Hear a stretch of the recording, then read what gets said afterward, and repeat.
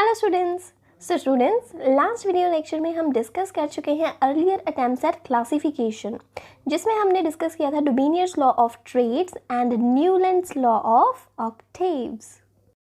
और आज के वीडियो लेक्चर में हम बात करेंगे मेंडलीव्स पीरियोडिक टेबल की। बहुत ही इम्पॉर्टेंट यहाँ पे ये टेबल है और मेंडलीव्स पीरियोडिक लॉ भी बहुत ही इम्पॉर्टेंट है। साथ ही साथ ये टॉपिक बहुत ही इंटरेस्टिंग भी होने वाला है।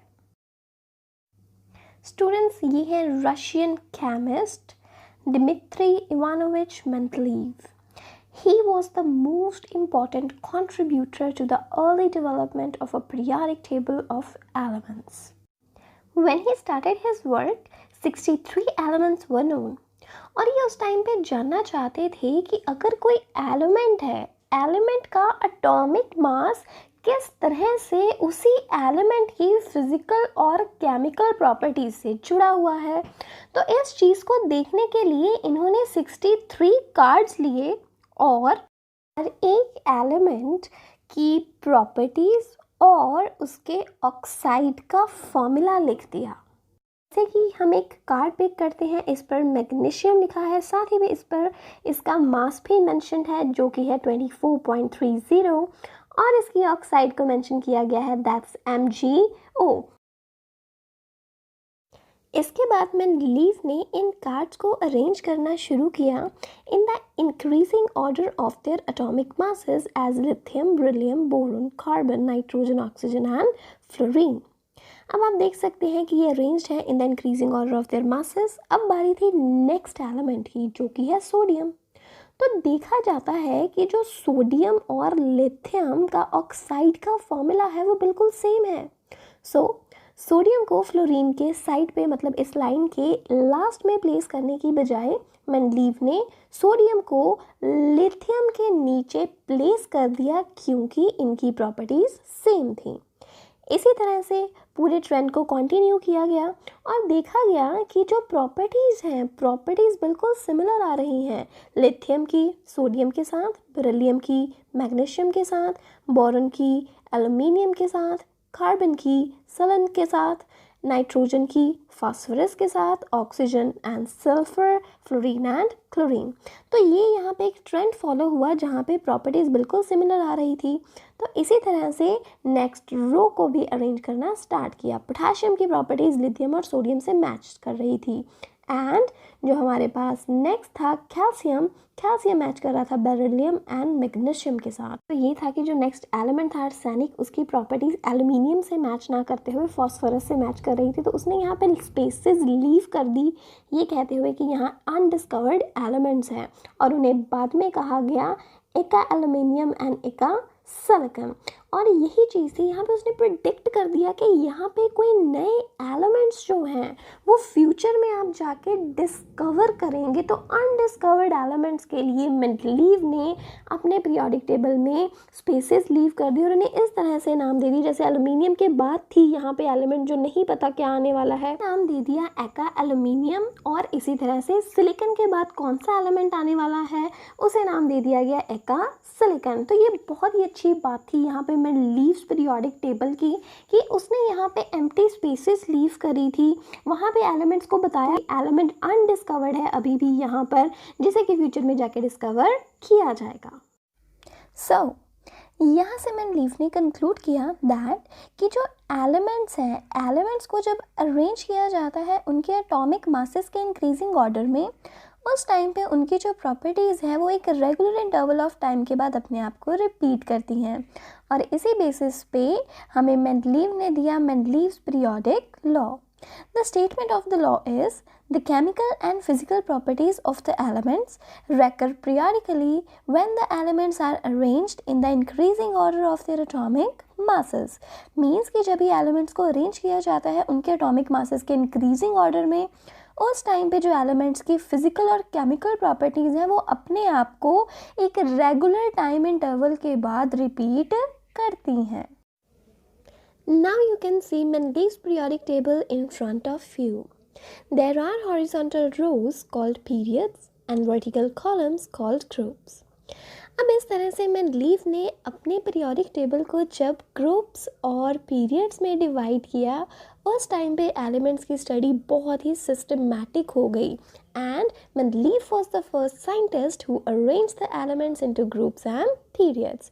तो देखिए यहाँ पे एलिमेंट्स की अरेंजमेंट करते वक्त मेंडलीव के माइंड में दो चीज़ें थी। एक कि एलिमेंट्स को हमेशा increasing order of their atomic masses में अरेंज करना है, और दूसरा कि जब भी एलिमेंट्स को प्लेस किया जाए तो सिमिलर प्रॉपर्टीज़ वाले जो एलिमेंट्स हैं उनकी ग्रुपिंग इकट्ठे होनी चाहिए, वो एक ही ग्रुप में फॉल करने चाहिए। तो देखिए यहाँ पे मेंडलीव ने कोई ज़बरदस्ती से किसी भी एलिमेंट को एक पर्टिकुलर जगह पे नहीं थोपा। उसने क्या किया, जिस एलिमेंट की प्रॉपर्टी जिस भी अदर ग्रुप एलिमेंट्स के साथ मैच करती थी उन्हें वहीं रखा।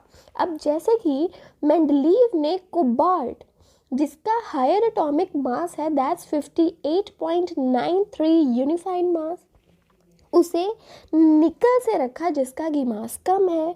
अब इसका कारण क्या था कि जो कोबाल्ट है, कोबाल्ट की प्रॉपर्टीज़ मैच करती हैं रोडियम RH और इरिडियम IR के साथ, जबकि जो निकल है, निकल की प्रॉपर्टीज़ मैच करती हैं palladium PD and platinum PT के साथ।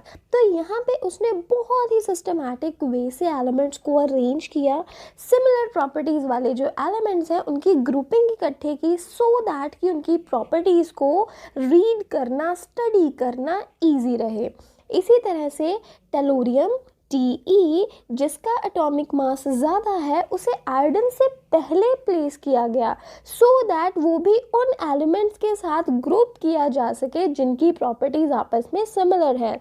जैसे टेलोरियम वो similar to those of oxygen, sulphur and selenium, जबकि जो प्रॉपर्टीज़ थी आयोडन की वो हैलोजन के साथ मिलती थी, तो इसलिए उन्हें रखा गया फ्लोरीन, क्लोरीन एंड ब्रोमीन के साथ।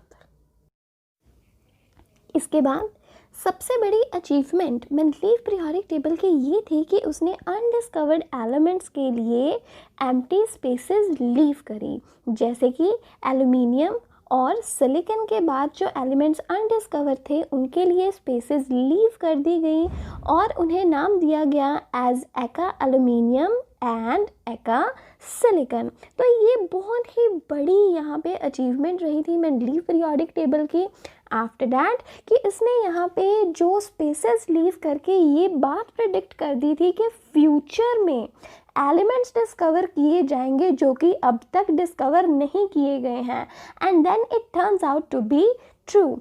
और यहाँ पे देखा गया दैट हमारे पास एल्युमिनियम के बाद जो एलिमेंट डिस्कवर हुआ था that was gallium, and silicon के बाद डिस्कवर होने वाला एलिमेंट था जर्मेनियम। तो यहाँ से मेंडलीव की प्रेडिक्शंस बहुत ही सही गई थी। जब मेंडलीव ने अपना पीरियोडिक टेबल बनाया उस टाइम पे नोबल गैसेस नोन नहीं थी। नोबल गैसेस बहुत ही बाद में जाकर डिस्कवर हुई अराउंड द ईयर 1900, क्योंकि ये बहुत ही अनरिएक्टिव गैसेस हैं, बहुत ही कम कंसंट्रेशन में प्रेजेंट है एटमॉस्फेयर में, तो इसलिए ये बहुत समय बाद जाकर डिस्कवर हुई थी।